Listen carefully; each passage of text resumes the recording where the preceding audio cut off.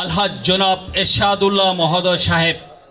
বিএনপির চেয়ারপারসন ও সাবেক প্রধানমন্ত্রী বেগম খালেদা জিয়ার রুহের মাগফেরাত কামনায় চট্টগ্রাম নগরের বায়েজিদ থানার মোহাম্মদনগর শান্তিকুঞ্জ বৌদ্ধ বিহারে প্রার্থনা সভা অনুষ্ঠিত হয়েছে। আগামী নির্বাচনে জাতীয়তাবাদী দল বিএনপি যাতে সরকার গঠন করতে পারে, সকলে আমরা একযোগে কাজ করব এই আশা ব্যক্ত করছি। শুক্রবার রাতে আয়োজিত প্রার্থনা সভায় প্রধান অতিথি ছিলেন চট্টগ্রাম মহানগর বিএনপির আহ্বায়ক ও চট্টগ্রাম ৮ আসনে বিএনপির মনোনীত প্রার্থী আলহাজ এরশাদুল্লাহ।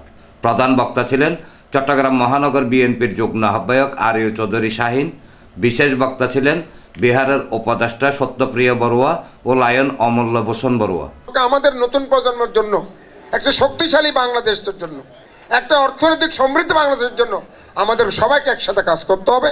এই কাজ করতে গেলেই আমাদের সকলকে ঐক্যবদ্ধ থাকতে হবে এবং আগামী দিনের প্রজন্মকে আগামী দিনের একটা সুন্দর বাংলাদেশ উপহার দেওয়ার জন্য এই 12ই ফেব্রুয়ারি অত্যন্ত গুরুত্বপূর্ণ দিন, বিজয়ের দিন। এই বিজয় ইনশাআল্লাহ আমরা সবাই একসাথে করব। যে নির্বাচনের দিন ভোটটা হচ্ছে আপনার পবিত্র আমানত অধিকার, এটা আপনার গণতান্ত্রিক অধিকার, আপনাকে সেখানে যেতে হবে। আর আমাদের এখানে যারা আমাদের দলীয় কর্মীরা আছেন, যেহেতু এখানে বৌদ্ধ সম্প্রদায়ের ভাইয়েরা ওনারা বলছেন ওখানে প্রায় 250 ফ্যামিলি আছেন, 1000 ভোট আছে, কিন্তু আমাদের এই এলাকার মধ্যে প্রায় 30-35 ভোট আছে। আমি আমার দলের নেতা কর্মীদেরকে নির্দেশ দিব শান্তিপূর্ণভাবে আমার বৌদ্ধ ভাই বোনেরা যেন নির্বিঘ্নে ভোট কেন্দ্রে গিয়ে তাদের ভোটটা প্রয়োগ করতে পারে, এটাই আমাদেরকে নিশ্চয় করে দিতে হবে।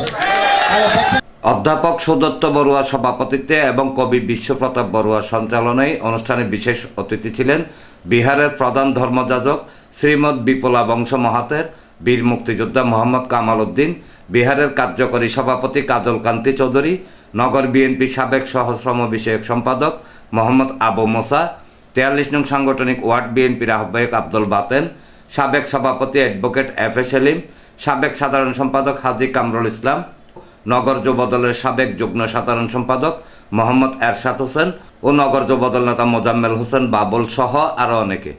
আমাদের প্রধান অতিথি যিনি আমাদের 8 আসনে এমপি প্রার্থী হয়েছেন, আমি তার প্রতি সবার শুভদৃষ্টি কামনা করছি। এনামুল হক লিটন, প্রগতি 24 টিভি।